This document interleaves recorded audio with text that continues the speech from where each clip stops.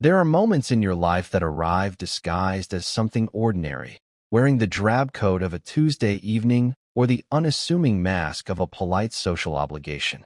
They don't announce themselves with thunder or trumpets.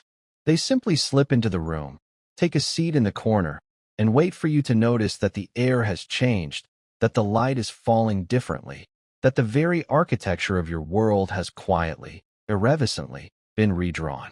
For me, that moment smelled of cheap beer, birthday cake, and the specific, clean scent of Ben's laundry detergent. It was the night of his 27th birthday party, an event I had attended purely out of a sense of friendly duty, and it ended with me waking up on his couch at 3 in the morning, a heavy arm slung across my chest, and the sound of his slow, sleeping breath a warm tide against my ear. The world was utterly still, save for that sound, and in the blue, pre-dawn light filtering through the blinds, I was faced with a question that had been the silent, foundational hum of our friendship for years. What was this, and what was I supposed to do with it?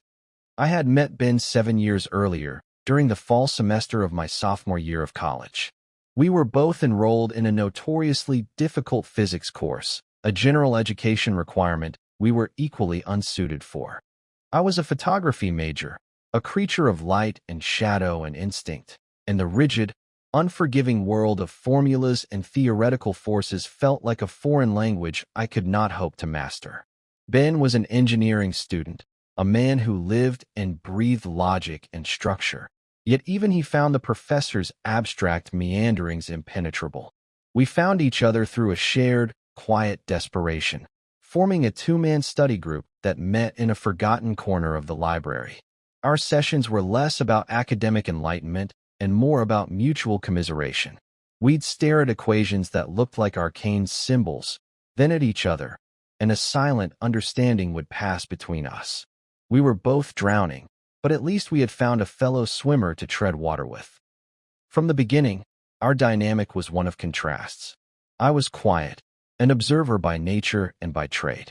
I noticed the way the afternoon sun caught the dust motes dancing over the library stacks, the subtle shift in a person's posture when they were lying, the precise shade of melancholy in a rain-slicked street at dusk.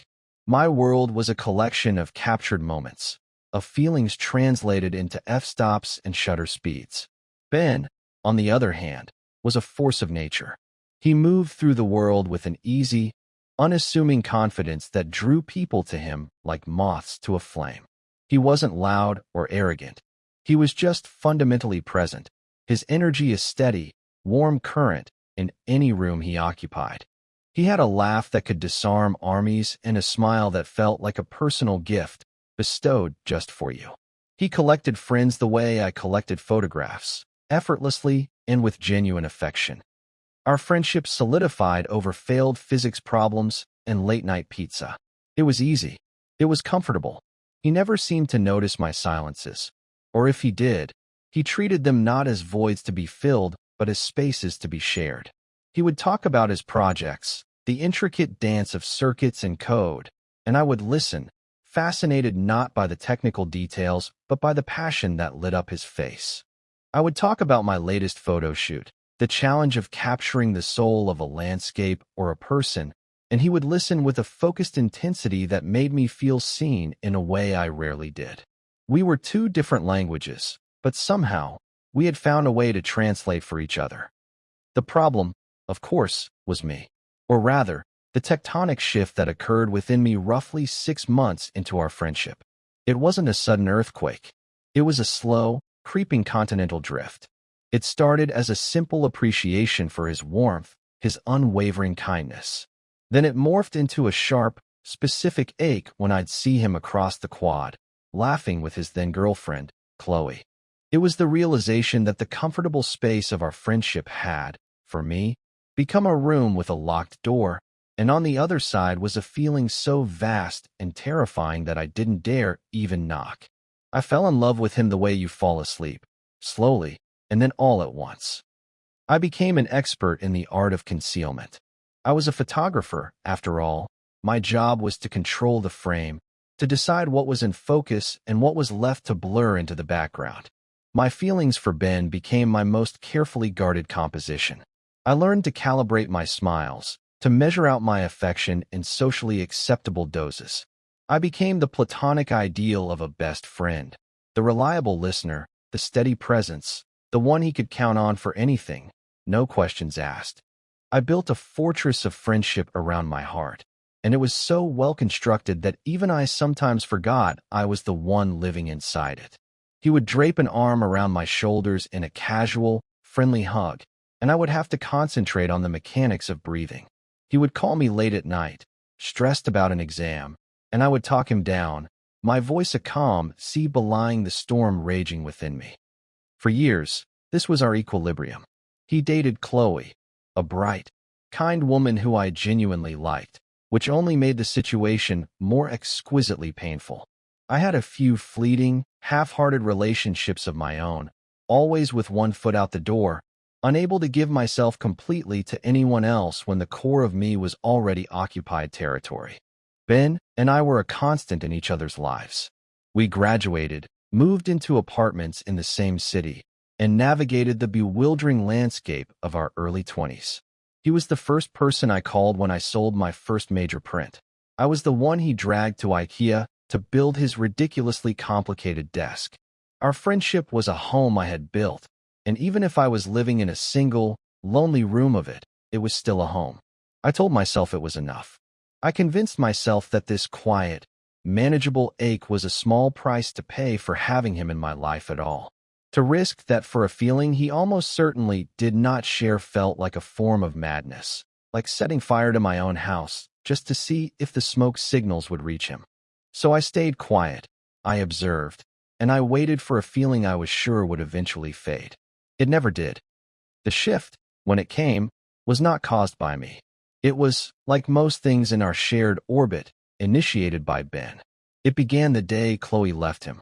It was a brutal, blindsiding event. They had been together for 5 years, a collegiate romance that had survived the transition into adulthood. They had an apartment, a shared Netflix queue, a cat. They were a fixture, a landmark on the map of my social world. Her leaving was a seismic event that sent shockwaves through everything. Ben called me, his voice a frayed wire. He didn't cry, not then. He just said her name, and then the address of their, now his, apartment, as if he needed to confirm it still existed. "Can you come over?" he had asked, the words hollowed out. I was there in 20 minutes. The apartment was a disaster zone of emotional shrapnel. A half-packed box of her books on the floor. A single coffee mug of hers left on the counter. The air was thick with the ghost of 1,000 arguments I hadn't heard and a final, deafening silence. Ben was sitting on the couch, staring at the blank television screen. He looked like a beautifully constructed building that had just had its foundation ripped out. He was still standing, but you just knew, that the slightest breeze would bring the whole thing down. I didn't say much. There was nothing to say. Platitudes felt like insults. So I just sat with him. I ordered a pizza I knew he wouldn't eat. I put on a stupid action movie that required zero emotional investment. For hours, we sat in the flickering light of the screen, the silence between us deeper and more significant than any we had ever shared. It was the first time I had ever seen the vibrant, steady current of his energy completely extinguished. He was just still. It was terrifying. Around midnight, he finally spoke. "She said I don't know how to be alone," he whispered to the television. "That I just use people to fill the space." I didn't know how to respond to that. It felt both incredibly cruel and, from a certain angle, terrifyingly true. Ben was never alone. His life was a constellation of people, and he was the sun they all orbited. I had often wondered what he was like in the rare moments of solitude. Now, it seemed, he was about to find out, and he was petrified. He turned to look at me, and his eyes were dark pools of confusion and hurt. "Am I using you, Liam?" The question struck me with the force of a physical blow. "No," I said, the word coming out firmer than I felt. "You're my friend. This is what friends do." He seemed to accept that, nodding slowly. He leaned his head back against the couch cushions and closed his eyes. A few minutes later, his breathing evened out, and he was asleep. I watched him for a long time, this broken man who held my heart in his unknowing hands. The temptation to reach out, to brush the hair from his forehead, was a physical ache in my own chest. I resisted. I covered him with the Afghan from the back of the chair, turned off the TV, and let myself out, the lock clicking softly behind me like a final, somber period on the worst day of his life. That night was the beginning of the new ritual. It started subtly. He'd text me late at night, asking if I was busy. He'd suggest we watch a movie, a new series, anything to keep the silence of his empty apartment at bay. At first, it was just that. Two friends on a couch, a comfortable distance between them. The glow of the screen, a shared focal point. He needed a distraction, a human presence to ward off the ghosts, and I was happy to be that for him. I told myself it was just an extension of my role as the supportive best friend. It was my duty. But then the lines began to blur, slowly, almost imperceptibly. The space between us on the couch began to shrink. It started one night when he fell asleep during a particularly slow film. His head, which had been resting on the back of the couch, tilted in his sleep until it came to rest on my shoulder. My entire body went rigid. I was hyper-aware of every point of contact. The surprisingly soft texture of his hair against my cheek, the slight weight of his head, the warmth seeping through the fabric of my shirt. I sat there for 2 hours, my arm going numb, my heart a frantic drum against my ribs, terrified that if I moved, I would break the spell. When the credits rolled, I gently nudged him. He woke with a start, blinked at me in confusion, and then mumbled an apology before stumbling off to his bed. He didn't mention it the next day, and neither did I. It became an unspoken, unacknowledged event. But it happened again, and again. It became a part of the ritual. We'd start a movie, and somewhere around the halfway point, his consciousness would drift, and his head would find its familiar place on my shoulder. He was a man starved for simple, uncomplicated comfort, for a physical reassurance that he was not entirely alone in the world. I became that reassurance. My shoulder became a temporary anchor in the storm of his heartbreak. For him, I suspected, it was a purely platonic act, as unconscious as breathing. It was a gesture born of exhaustion and loneliness, devoid of the romantic weight I couldn't help but assign to it. For me, it was a beautiful, exquisite torture. Each time it happened, my carefully constructed fortress would tremble. I would sit in the darkness, his sleeping breath a soft rhythm against my neck, and I would feel the foundations of my self-control cracking. I would analyze every detail, the way his hand would sometimes rest on his own leg, inches from mine, the faint, sleepy sighs he would make, the absolute trust inherent in the act of falling asleep on someone. It was an intimacy so profound and yet so ambiguous that it left me reeling. I was a safe harbor for him, a place he could rest without fear of judgment or expectation. But a harbor is not a home.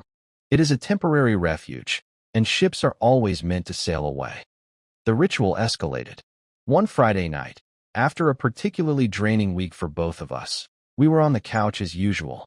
He didn't just rest his head on my shoulder. He slumped against me completely, his arm finding its way around my waist, his face pressing into the crook of my neck. He was asleep in minutes, his body a dead weight of trust and exhaustion against mine. I was no longer just a structural support. I was being held. I held my breath, my mind a chaotic symphony of panic and bliss. This was different. This had crossed a new, invisible line. This was the kind of casual intimacy reserved for lovers, for people who had already navigated the treacherous waters of confession and commitment. And here we were, floating in that space under the guise of friendship and exhaustion. I spent that night in a state of suspended animation, every nerve ending firing. I studied the patterns on the ceiling, the way the streetlights cast long, dancing shadows across the living room. I cataloged the scent of him, the feel of his t-shirt under my hand, the almost imperceptible rise and fall of his chest with each breath. It was the closest I had ever been to him, and yet we were worlds apart. He was asleep, lost in a dream world where I was likely just a piece of furniture, a comfortable pillow. I was painfully, excruciatingly awake, living in a reality that felt like a dream I was terrified to wake from. This became our new normal. 2 or 3 nights a week, I would go to his apartment, and we would fold ourselves onto his couch, and he would fall asleep in my arms. We never spoke of it. The morning after, he would be his usual self, bright, cheerful, grateful. "Thanks for hanging out, man," he'd say, clapping me on the shoulder, the easy, platonic gesture feeling like a cruel joke after the intimacy of the night before. I would nod, smile, and say, "Anytime," the word tasting like a lie. It wasn't just hanging out. It was the slow, systematic dismantling of my sanity. The birthday party felt like the culmination of this strange, silent chapter. It was the first big social event he had hosted since the breakup. It was a signal to the world, and perhaps to himself, that he was healing, that he was moving on. The apartment was crowded with people, a loud, vibrant sea of his friends and colleagues. I felt like an island in the middle of it, anchored by the secret knowledge of the quiet, desperate nights that had preceded this performance of normalcy. I watched him move through the room, a master of his element, laughing and accepting backpats and gifts. He looked like the old Ben, the one whose energy was a renewable resource. But I could see the cracks in the facade. I saw the way his smile didn't quite reach his eyes, the slight tension in his shoulders. I knew what this cost him. I had planned to make a polite exit around 11. I gave him my gift, a framed print of a landscape we had both loved on a hiking trip years ago, and he had pulled me into a genuine, tight hug. "Thank you, Liam," he'd said, his voice quiet in my ear amidst the noise. Seriously, for everything, the weight of that everything settled in my chest. He knew, on some level, what I had been doing for him. He knew I was more than just a movie-watching buddy. I was his emotional ballast. I was heading for the door when he caught my arm. The party was winding down, the crowd thinning to a handful of close friends. "Hey," he said, his eyes a little glassy from the beer. "Don't go yet. Stay.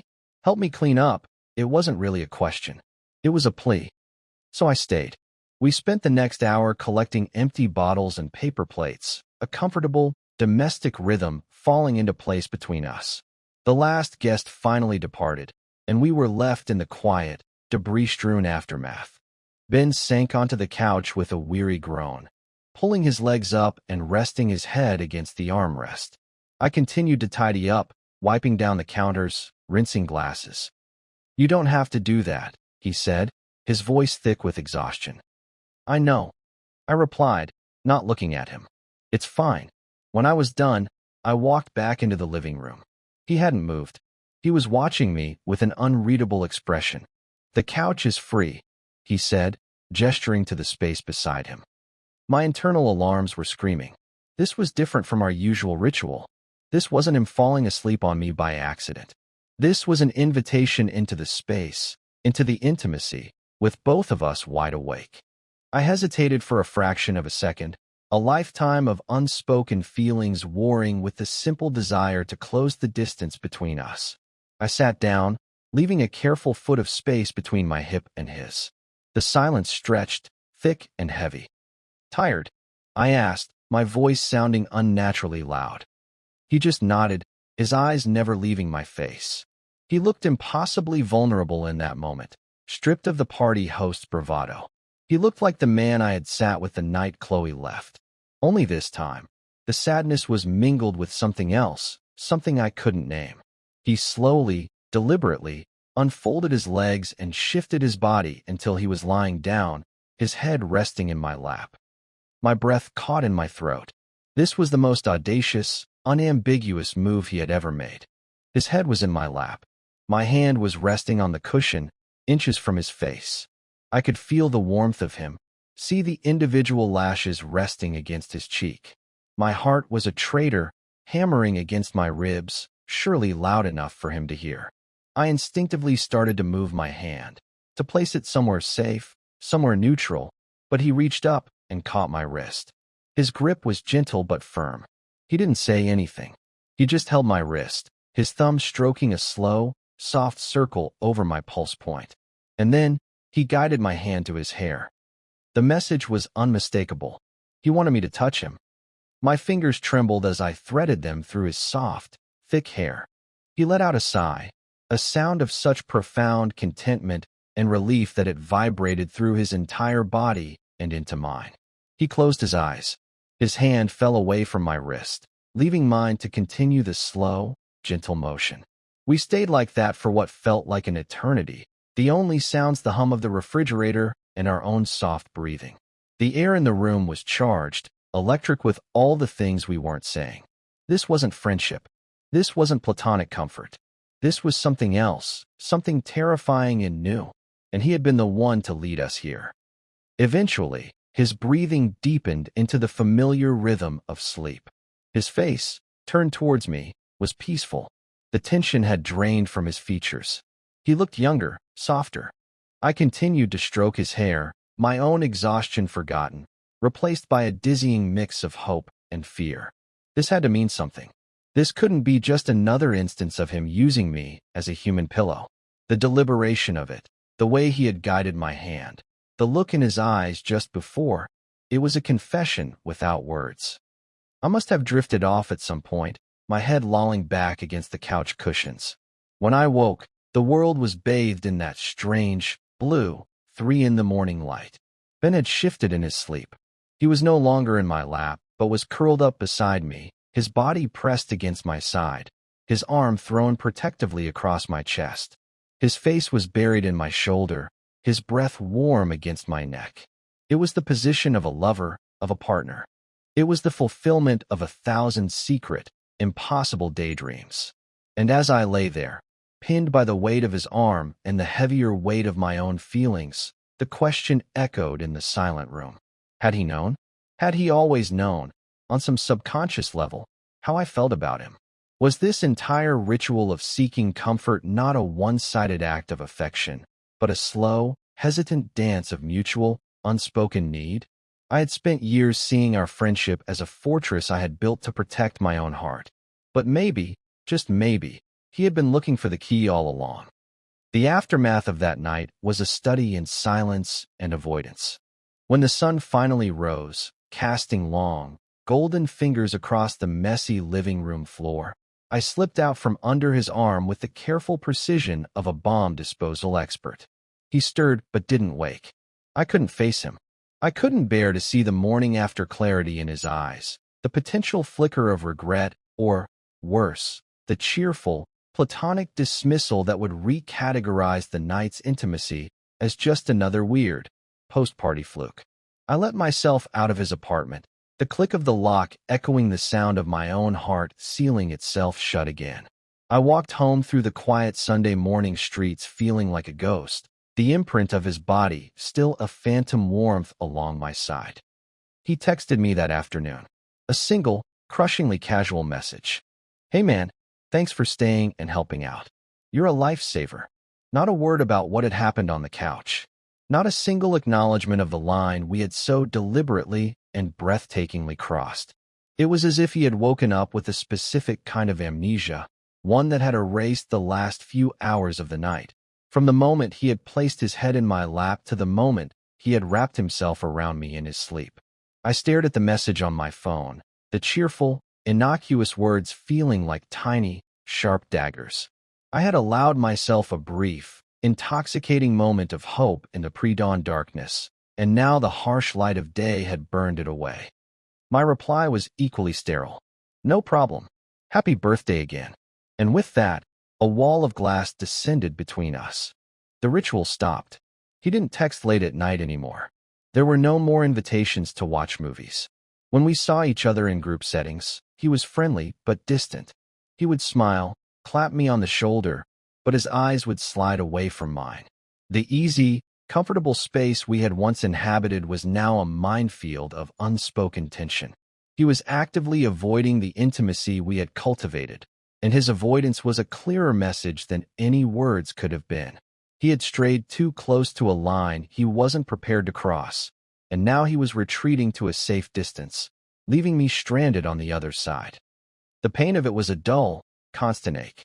It was worse than the years of silent pining. Before, I had the comfort of our friendship, the stability of my role in his life. Now, I had nothing but the ghost of a touch and a silence that screamed of rejection. I had misinterpreted everything. I had built a palace of meaning out of a foundation of loneliness and drunken exhaustion. He hadn't been confessing his feelings. He had just been desperately lonely. I was a convenience, a warm body to keep the ghosts at bay on his birthday. The thought was humiliating. It soured every memory of those quiet nights on the couch, tainting them with my own foolish, hopeful projections. This went on for 3 weeks. 3 weeks of polite texts and awkward, abbreviated conversations. The fortress I had built around my heart was crumbling from the inside out. I couldn't live in this new, silent landscape. The ambiguity was killing me. I realized that the quiet, manageable ache of our old dynamic was infinitely preferable to the sharp, jagged pain of this new distance. I had to know. I had to break the silence, even if it meant shattering everything for good. If our friendship was already broken, I at least deserved to know why. I chose my moment carefully. I texted him on a Tuesday evening, a deliberately neutral and unthreatening time. "Can we talk?" The 3 dots that indicated he was typing appeared and disappeared 3 times before his reply finally came through. "Yeah, okay, my place." Walking to his apartment felt like walking to my own execution. Every step was heavy with dread. What would I say? How could I demand an explanation for something we had never even acknowledged had happened? I was the one who was about to give it a name, to drag it out into the light, and I was terrified of what it would look like once exposed. He opened the door before I could knock. He looked tired. The dark circles under his eyes were more pronounced than I had seen them, even after the breakup. He didn't smile. He just stepped aside to let me in. The apartment was clean, sterile. The couch, our former sanctuary, looked stark and uninviting. He didn't sit. He stood by the window, his back to me, looking out at the city lights. "So," he said, his voice quiet. I took a deep breath. My heart was hammering, but my voice, when it came out, was steady. "I need to know what's going on, Ben. With us." He was silent for a long moment. I could see the tension in the set of his shoulders. "Nothing's going on," he said, the words clipped. "Don't," I said, and the single word was sharper than I intended. "Please don't do that. For weeks, you've been avoiding me. Ever since your birthday. Something happened that night, and we're both pretending it didn't, and I can't do it anymore." He finally turned around, and his face was a mask of conflict. He looked lost. "I don't know what you want me to say, Liam. I want you to tell me the truth," I said, my voice cracking slightly. "What was that? On the couch? Was that just nothing? Was I just a stand-in for someone else? Was it just because you were drunk and lonely?" Each question was a new twist of the knife in my own gut. He flinched, his eyes closing briefly. "No," he whispered. "It wasn't nothing." The admission hung in the air between us, fragile and terrifying. He walked over to the couch, but didn't sit on it. He perched on the edge of the coffee table, his hands clasped between his knees, staring at the floor. He looked like a man on trial. "When Chloe left," he began, his voice barely audible, "it wasn't just that I was lonely. She said that I lean on people too much, that I don't know how to stand on my own. And I think she was right. I spent my whole life surrounded by people, and I never really had to figure out who I was when no one was looking." He looked up at me, his eyes pleading for understanding. "And then there was you. You were just there. You were so quiet and so solid. You didn't demand anything. You just sat with me in the silence. It was the only time I felt safe." My heart ached for him, but I stayed silent. This was his story to tell. "Those nights on the couch," he continued, his gaze dropping back to the floor. "I don't know how to explain it. At first, it was just, I was so tired I couldn't think. And you were warm, and you were safe. Falling asleep on you was like finding land after being lost at sea. It was just instinct." He shook his head, a humorless laugh escaping him. "But then it started to be more than that. I started looking forward to it. I started needing it. It wasn't about Chloe anymore. It was about you." He took a shaky breath. "The night of my party, I wasn't that drunk. I knew exactly what I was doing. When I pulled you down onto the couch, when I put your hand in my hair, I wanted it. I wanted to be close to you. And it felt right. It felt more right than anything had in a very long time." He finally looked at me again, and the confusion and fear in his eyes were overwhelming. "And that terrified me," he whispered. I woke up the next morning, and the first thing I felt was panic. Because I don't know what this is. I've only ever been with women. This feeling, for you, it doesn't fit into any of the boxes in my head. It doesn't make sense with the person I always thought I was. So I ran.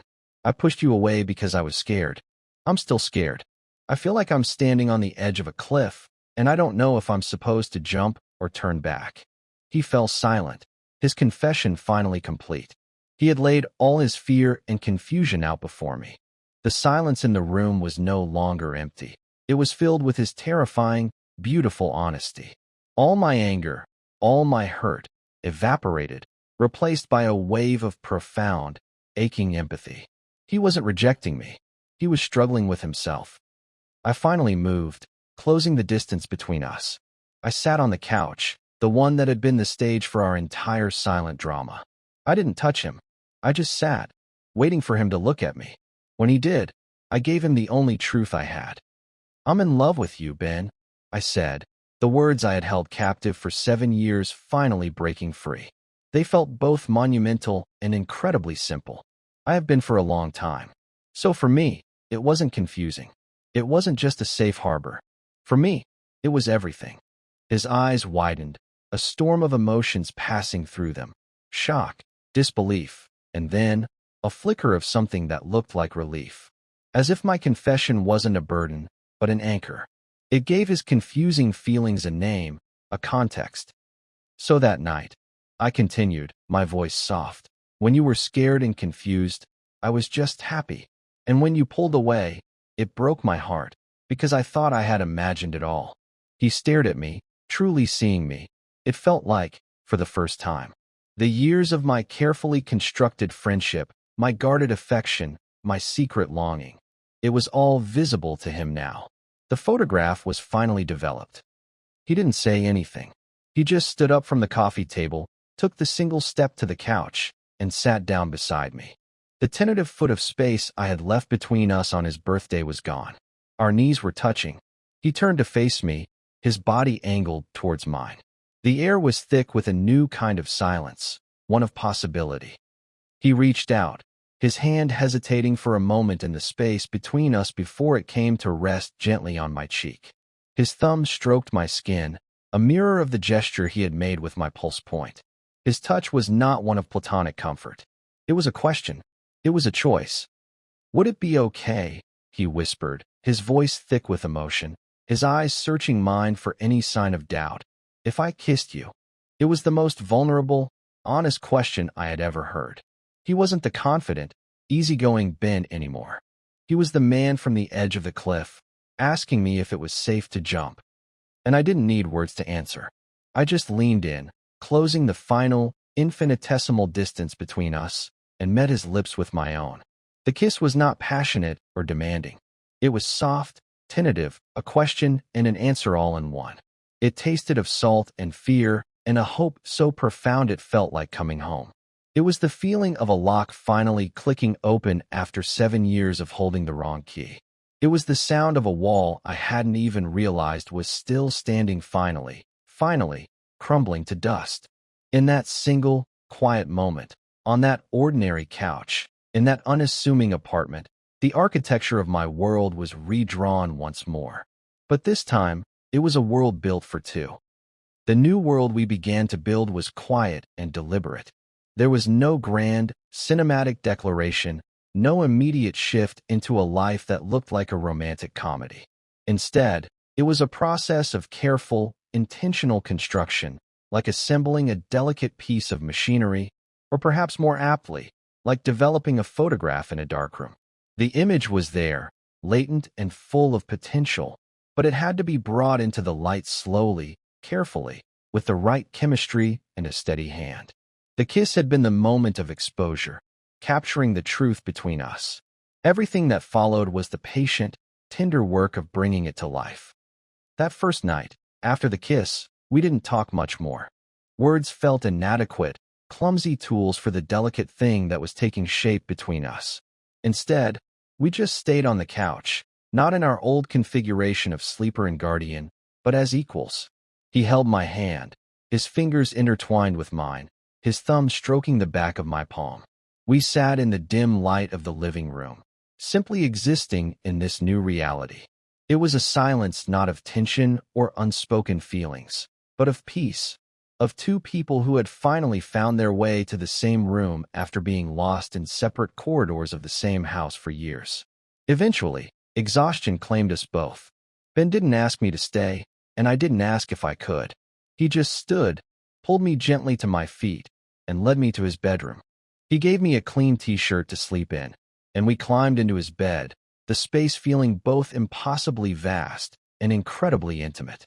He turned off the light, and in the darkness, he found my hand again. He didn't try to kiss me again or pull me closer. He just held my hand, a simple, solid point of contact in the dark, and we fell asleep like that, two anchors holding each other steady in a calm, new sea. Waking up the next morning was a revelation. I woke to the smell of coffee. I opened my eyes to see Ben, already dressed, standing in the doorway of the bedroom, holding two mugs. He was watching me, a small, hesitant smile on his face. It wasn't the boisterous, confident smile he showed the world. This one was just for me. It was quiet, questioning, and so full of a soft, hopeful light that it took my breath away. "Morning," he said, his voice a little rough with sleep. "Morning," I replied, my own voice a contented murmur. He came and sat on the edge of the bed, handing me a mug. The coffee was exactly how I liked it, a detail he had remembered from 1,000 mornings spent studying in college. The gesture was small, but it felt monumental. It was an act of care, of knowing me. We drank our coffee in a comfortable silence, the morning light streaming through the window, illuminating the dust motes dancing in the air. I had always noticed those details as a photographer, as an observer, but for the first time, it didn't feel like I was watching a scene from the outside. I was in it. I was part of the composition. Our days began to find a new rhythm. It was a rhythm built on conversation. We had spent years talking, but we had never truly talked. Now we did. Ben spoke of his fear, his confusion about his own identity, the unsettling feeling of discovering a part of himself he never knew existed. He admitted that his relationship with Chloe had been comfortable, but that he had often felt like he was playing a role he'd been assigned. With me, he said, he didn't feel the need to perform. He could just be. He talked about how my calmness had always been a draw for him, a quiet center to his often chaotic world, and how he was only now beginning to understand that the pull he felt wasn't just friendship. I, in turn, talked about the loneliness of my 7-year silence. I told him about the fortress I had built, the carefully curated friendship that was both my most cherished possession and my most painful prison. I confessed the jealousy and the ache, the years spent interpreting every casual touch, every shared laugh, through the distorted lens of my own secret love. Laying it all bare was terrifying, like showing someone the most vulnerable, unedited negatives of your soul. But he didn't flinch.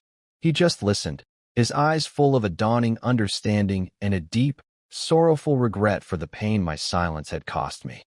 We were healing, together. We were mapping out the new geography of our relationship, one honest conversation at a time. The physical intimacy grew naturally from the emotional. A hand on the small of my back as we passed in the kitchen, his head resting on my shoulder as we read on the couch.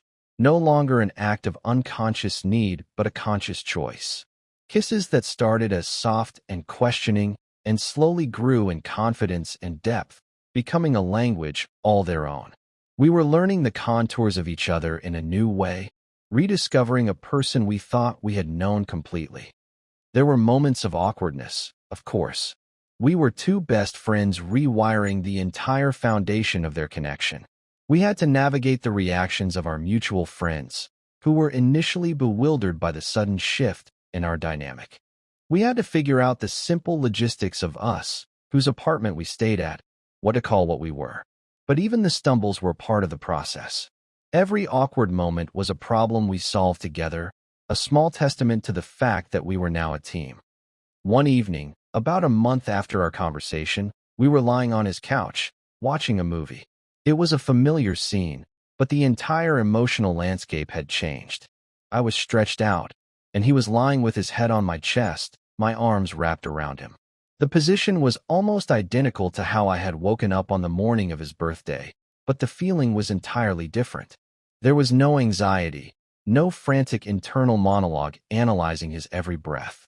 There was just a profound sense of peace, of rightness.